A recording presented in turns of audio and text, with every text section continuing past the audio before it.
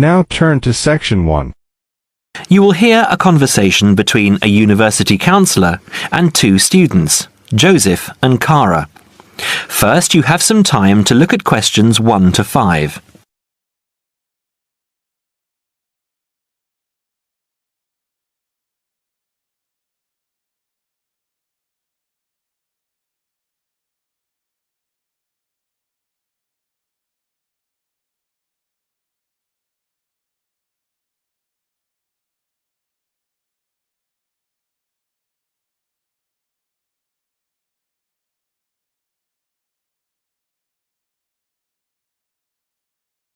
Now we shall begin. You should answer the questions as you listen because you will not hear the recording a second time. Listen carefully and answer questions 1 to 5. Hi Joseph, how are you today? Fine, thanks. And Cara, how are you? Good. As we discussed on the phone earlier, I wanted to speak with both of you about the subjects you have chosen to study and how you are managing your time. Okay? Yes. I think so. Okay, so I'll start with Cara. You've been here for how many months now? I've been here for 6 months. How are you finding it? It's good. I'm enjoying the course. And what about life outside? Are you making friends and socializing? Not really. People here are quite closed. They don't talk to you. I see. So, what do you do after classes? I usually go home and study, and I might go out for a walk, but never really with anyone. Sometimes my roommate Louisa comes with me, but she always seems to be busy. How is this affecting your schoolwork? I don't think it is, but I miss home. Cara, what I suggest for now is that you look into joining one of the social clubs on campus. There are a variety of them. You can go camping, skiing, snorkeling, painting, dancing, reading, horse riding, rowing. There's a list on the school website. Have a look and work out which one you're interested in and which suits your timetable. You'll meet friends that way and people who have the same career interests as you. As for the subjects you've chosen for a career in microbiology, I think you should look into dropping one of your subjects and picking it up again next year as a minor.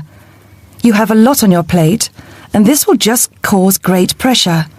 It doesn't mean that you aren't coping, but you're doing about 10 hours more than the average student a week.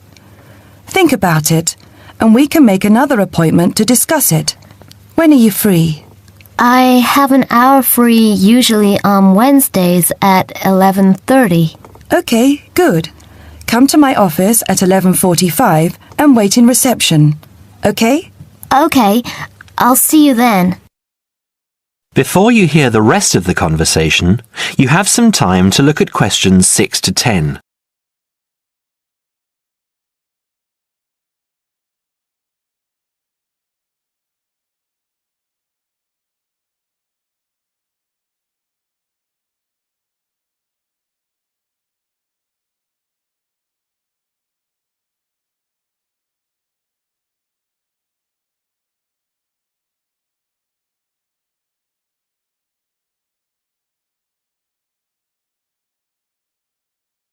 Now listen and answer questions 6 to 10.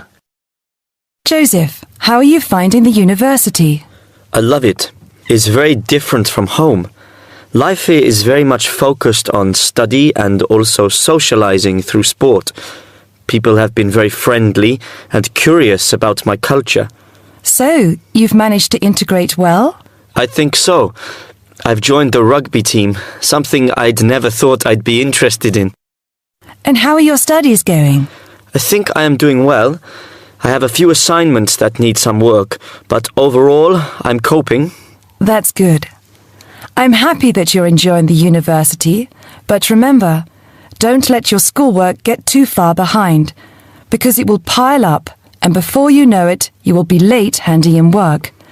You know that there's a penalty for handing in work late? No, I didn't.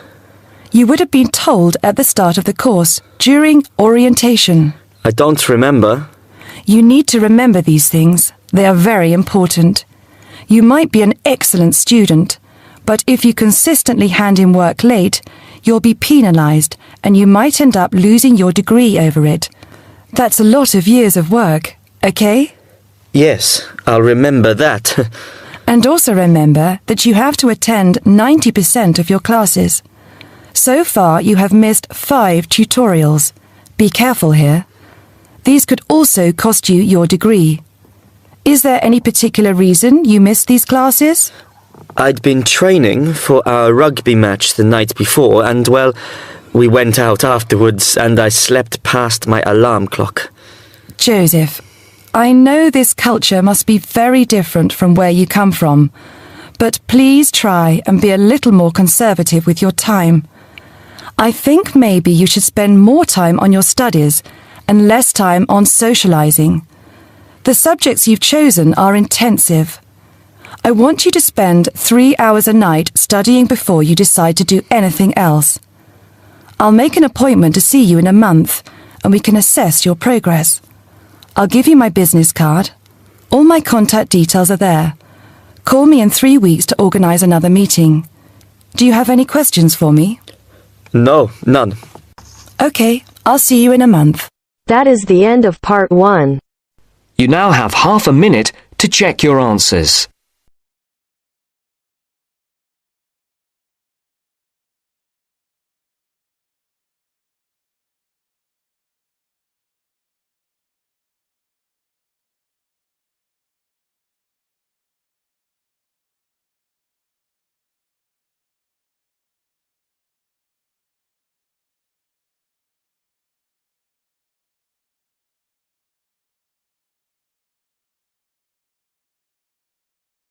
Now turns to part 2.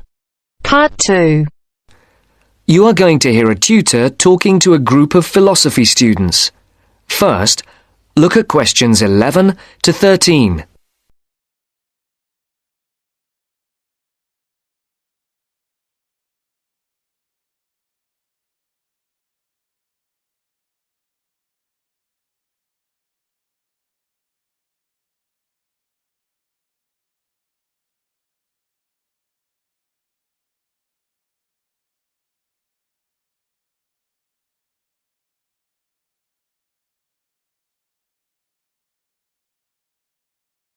Now listen carefully and answer questions 11 to 13.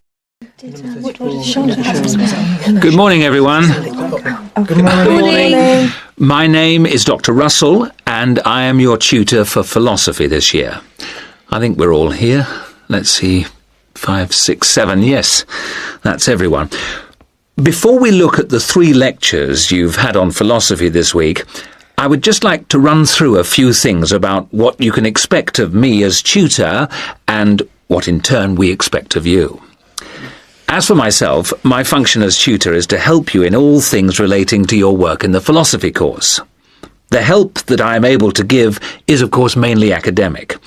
For personal matters, I can refer you to other support services in the university, ranging from counselling to welfare. One thing that I would point out is that if you feel that you need to talk to someone, no matter how insignificant it is, don't leave it. Oh, and the last thing is, if you do need to make an appointment, the times are listed on the door of my room. You just write your name in a time slot. But I would point out that the appointment slots get booked up quite quickly. If it's urgent, catching me between sessions is the best idea. That way we can sort something out quickly. No questions? Before the talk continues, look at questions 14 to 20.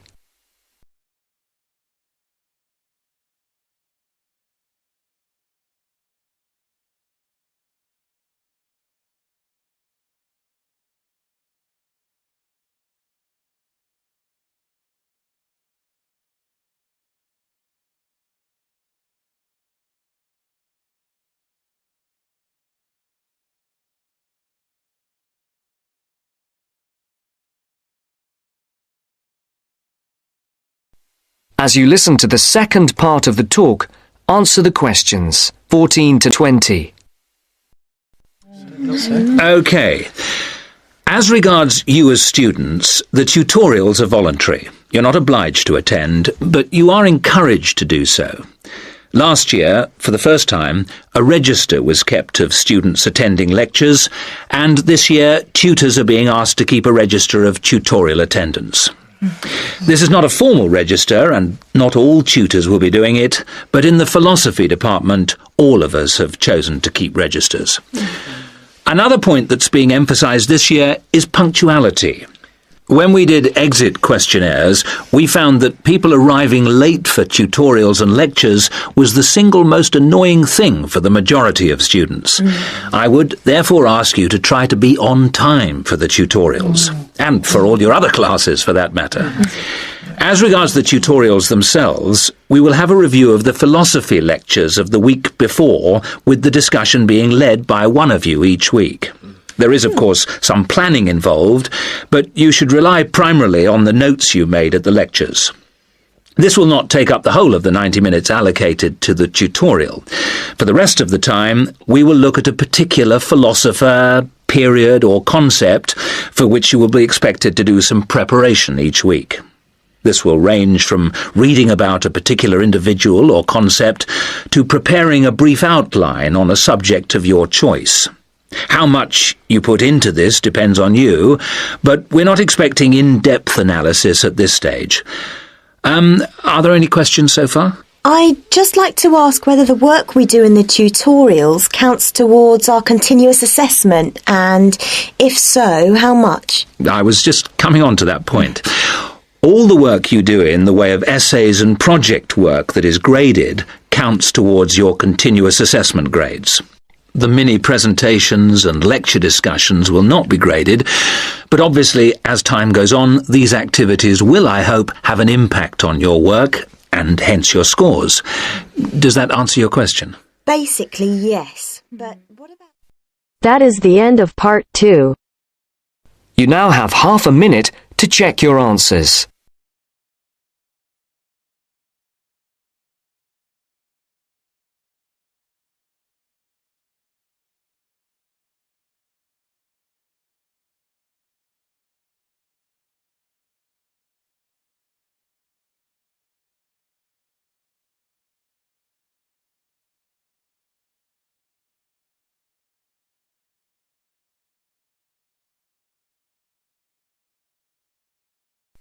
Now turns to part 3.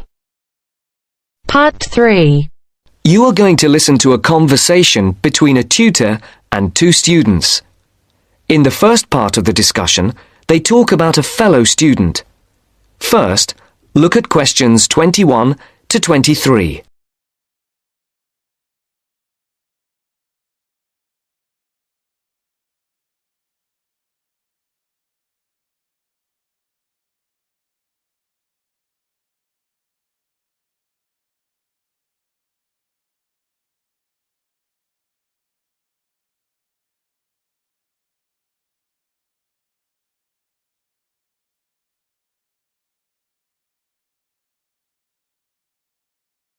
As you listen, answer the questions 21 to 23.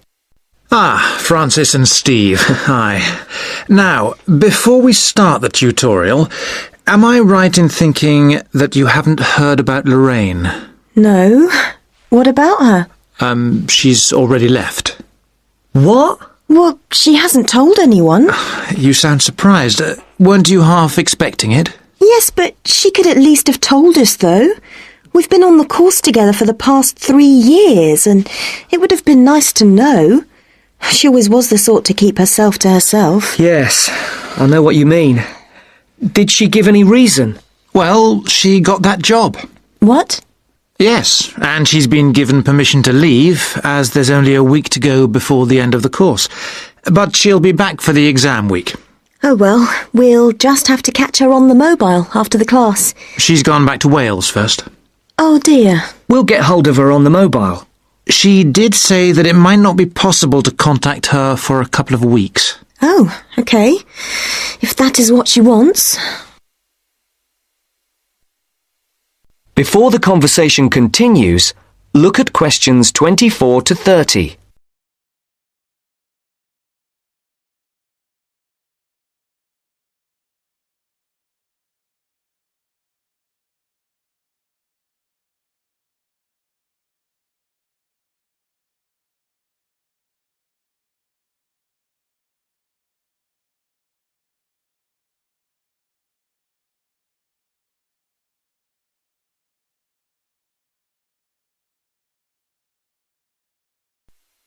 Now listen to the second part of the discussion. The tutor and the two students are talking about assessment marks. Now listen carefully and answer Questions 24 to 30. Right, to work. We're here to look at your assessment marks for your coursework. I take it you haven't seen them yet? No. Not yet. Well, you'll both be pleased. In fact, very pleased. Yes? Francis, you have come out with the top mark in the year. Oh, You have, in fact, got a starred first. Wow! Aren't you pleased, Francis? yes. I'm just speechless. And, what about me? Well, Steve, you got a first as well. I don't believe it. You might have done even better, but there were a few faults with the 5,000-word project you did on traffic management. And what about the book review we had to do? Yours was, I can safely say, the best we have ever had. You're kidding. I'm not. In fact, you have won the departmental prize for the piece. It's a pity, really, that your project wasn't of the same calibre. It's still not bad at all, though, is it? It certainly isn't. What do you think were the faults with your project? I just wasn't very happy with the conclusion, and I got myself in a bit of a twist with the argument about road pricing. By and large, your overall conclusions were okay, and I would say that your thoughts on road pricing were quite original. The problem was more with the actual end. It was a bit disappointing. You started off well, but then it ended rather suddenly, as if you got fed up with it. Yes, I did kind of stop fairly abruptly. I couldn't think of much to say, even though I knew it was important. Yes, that section needed a bit more work on it. But, as I said, by and large, it was very good. And, Francis, your project was excellent. So much so that we think you should take it further, and perhaps do a PhD, or at least an MPhil. What do you think? I hadn't really thought about it. I've just been concerned with getting through this final year and getting all the coursework and exams out of the way. I can understand that. But I do think that you ought to consider it seriously. If you perform as well in your exams as in your project work, you're on course for a first. Do you think that I'd get funding for it? Well, any grant will be discretionary, but you have as good a chance as anyone else. I'd even say a much better one. If you do get a first, it'll be the only one we've had in this department for 3 years. And I'd be happy to be your supervisor. Thanks. I'd like that. Do you think I should start applying for it now, or wait until after the exams? I think you must really start thinking about it as soon as you can. And Steve, what about you? Have you thought about going on to do research? I have thought about it, but I have a job lined up if I get a good degree. And quite honestly, I am fed up with not having enough money to do the things I would like to do. I can understand that. Is there anything that either of you would like to talk about? Yeah, I have a couple of things I'd like to ask, if you don't mind. Okay, we have roughly 20 minutes left, so Steve, would you like to go first? Right, That is the end of part 3. You now have half a minute to check your answers.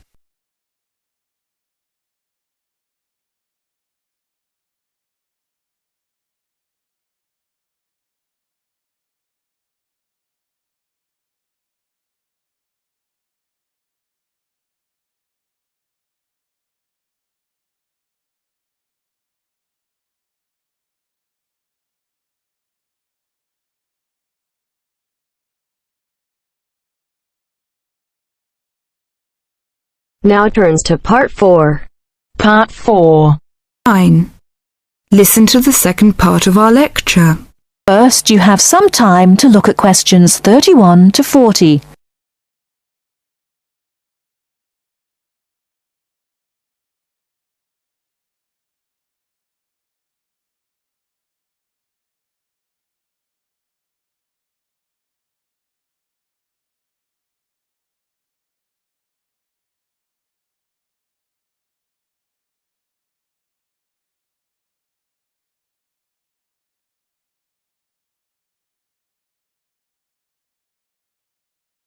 Now listen carefully and answer questions 31 to 40. Riverdance is not just an expression of self-confidence, a kind of culturally interesting pop song. It tells the story of a people through song and dance. It tells the story of the people whose spirit was broken by an event which occurred in the middle of the last century, but continued to affect the society until 1961, the Great Famine. What is a famine? In 1840, the official population of Ireland was 8 million. They were largely poor and living in the countryside. They were beginning to have an interest in independence, and perhaps had things been different, Ireland might have been independent much earlier. But there was a serious problem in the agricultural system. All crops were grown to pay the rent of the land, and all that was grown to eat was the potato. This was fine until the potato crop failed, as it did from 1845 to 1848. The stories of what happened in those times live on in the popular culture of Ireland, and I won't tell them here, but the result was that 2 million people died or left the country by 1851. When you realise that the population continued to go down until 1961, you can realise what a disastrous effect this famine had on the people. Compared with China, imagine if the famine of 1960 reduced the population by a quarter and it kept falling to less than half of its pre-famine figure. Anybody with ideas left and went to England, America or Australia. The people left behind were broken by their experiences and, in effect, the famine and its consequences put an end to all serious development in the country until well into this century. The Irish in Ireland lost all hope and self-confidence, and much of our modern culture is about the sadness of that time and the sorrow of saying goodbye to those who left and left well into this century. Ireland has the highest emigration rate of any country in Europe for the last 2 centuries. We even have an expression for this saying goodbye. It is called the American wake. It means the ceremony, like that of a funeral for someone going to America, because you will never see him or her again.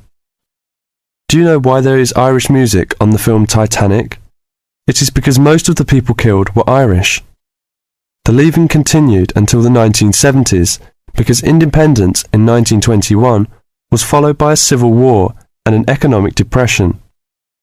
Almost every family in Ireland has relatives abroad, and up to the 60s in some places, of a class of 30 graduating from high school all left. Along the west coast, closed-up houses from that time falling into ruin are still common. That is the end of part 4. You now have half a minute to check your answers.